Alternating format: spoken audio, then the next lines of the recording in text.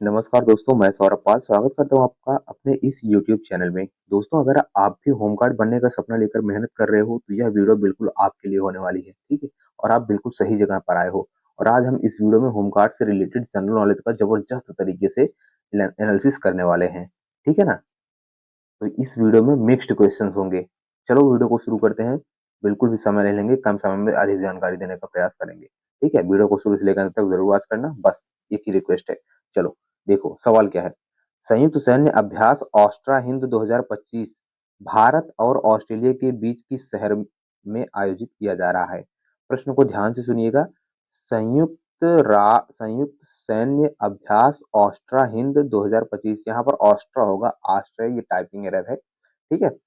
संयुक्त सैन्य अभ्यास ऑस्ट्रा हिंद 2025 भारत और ऑस्ट्रेलिया के बीच किस शहर में आयोजित किया जा रहा है?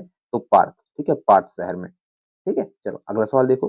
भारत में किस बीमारी को 2027 तक खत्म करने का दुनिया का पहला टीका मंजूर किया है? भारत में किस बीमारी को, यानी भारत ने किस बीमारी को 2027 तक खत्म करने का दुनिया का पहला टीका मंजूर किया है? इसका जवाब हो जाएगा मलेरिया, ठीक है ना? मलेरिया मलेरिया किससे फैलता है पता है आपको? प्रोटोजोआ से। ये भी प्रश्न आ सकता है। प्रोटोजोआ से मलेरिया होता है, ठीक है। चलो अगला सवाल देखो। देखो सुनना बहुत ध्यान से, ये नहीं कि बस वीडियो चला दिए और मैं बस ऐसे देखूं। सुनो, क्योंकि शब्दों में बहुत ताकत होती है भाई, ठीक है ना? मैं जल्दी जल्दी रिवीजन कराऊं, ज्यादा समय नहीं लूंगा, ठीक है ना? 20 क्वेश्चन कम से कम एनालिसिस कराऊंगा, और वो भी 8 से 9 या 10 मिनट के अंदर में, ठीक है ना? क्योंकि 30 सेकंड में एक प्रश्न हमको बताना है। चलो, प्लासी के युद्ध के समय बंगाल का नवाब कौन था? प्लासी के युद्ध के समय बंगाल का नवाब कौन था? तो यह होगा सिराजुद्दौला, ठीक है। हाँ, सिराजुद्दौला। सिराज क्या हो गया है? सिरजुद्दौल, सिरजुद्दौला, सिराजुद्दौला होगा शायद। हाँ, इंग्लिश में लिख दिया, सिराजुद्दौला होगा, ठीक है ना? चलो अगला सवाल देखो। दिल्ली सल्तनत में दीवान ए अमीर कोही विभाग का संबंध किससे है? बहुत ही अच्छा सवाल है ये। दिल्ली सल्तनत में दीवान ए अमीर कोही विभाग का संबंध किससे है? कृषि से संबंधित है, ठीक है। दिल्ली सल्तनत में दीवान ए अमीर कोही विभाग का संबंध कृषि से है, ठीक है। चलो अगला सवाल देखो क्या है। अगला सवाल यह है कि अशोक के शिलालेखों को पढ़ने में सफलता पाने वाले पहले विद्वान कौन है? James Prinsep. बहुत ही इंपॉर्टेंट प्रश्न। अशोक के शिलालेखों को पढ़ने में सफलता पाने वाले पहले विद्वान कौन थे? जेम्स प्रिंसेप थे, ठीक है। अगला सवाल देखो। भारतीय संविधान के किस अनुच्छेद में यह प्रावधान है कि उपराष्ट्रपति राज्यसभा का पदेन सभापति होता है? बहुत ही अच्छा सवाल। भारतीय संविधान के किस अनुच्छेद में यह प्रावधान है कि उपराष्ट्रपति राज्यसभा का पदेन सभापति होता है? तो इसका जवाब हो जाएगा अनुच्छेद 64 में, ठीक है। अनुच्छेद 64 में है कि उपराष्ट्रपति राज्यसभा का पदेन सभापति होता है, ठीक है। चलो अगला सवाल देखो क्या है।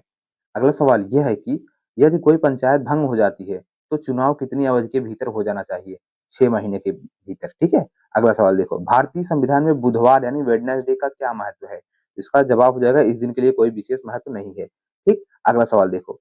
लोक लेखा समिति के सदस्यों का कार्यकाल कितना होता है? लोक लेखा समिति के सदस्यों का कार्यकाल कितना होता है? 1 वर्ष के लिए होता है। कितने वर्ष के लिए? 1 वर्ष के लिए लोक लेखा समिति के सदस्यों का कार्यकाल होता है 1 वर्ष के लिए, ठीक है। अगला सवाल देखो क्या है। राज्य विधानमंडल द्वारा पारित किसी विधेयक को राष्ट्रपति के विचार के लिए आरक्षित करने की शक्ति किसके पास है? बहुत ही अच्छा सवाल है। राज्य विधानमंडल द्वारा पारित किसी विधेयक को राष्ट्रपति के विचार के लिए आरक्षित करने की शक्ति किसके पास है? इसका जवाब हो जाएगा राज्यपाल के पास है, ठीक है। वीडियो को बैक स्किप करके फिर से सुन लीजिएगा। चलो अगला सवाल देखो।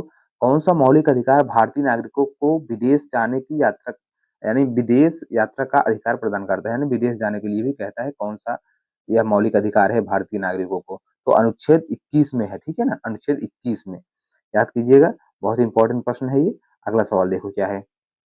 भारतीय संविधान की 8वीं अनुसूची में मूल रूप से कितनी भाषाएं हैं? मोस्ट ब्रिलियंट प्रश्न है, रिपीटेड क्वेश्चन है। भारतीय संविधान में 8वीं अनुसूची में मूल रूप से कितनी भाषाएं शामिल है?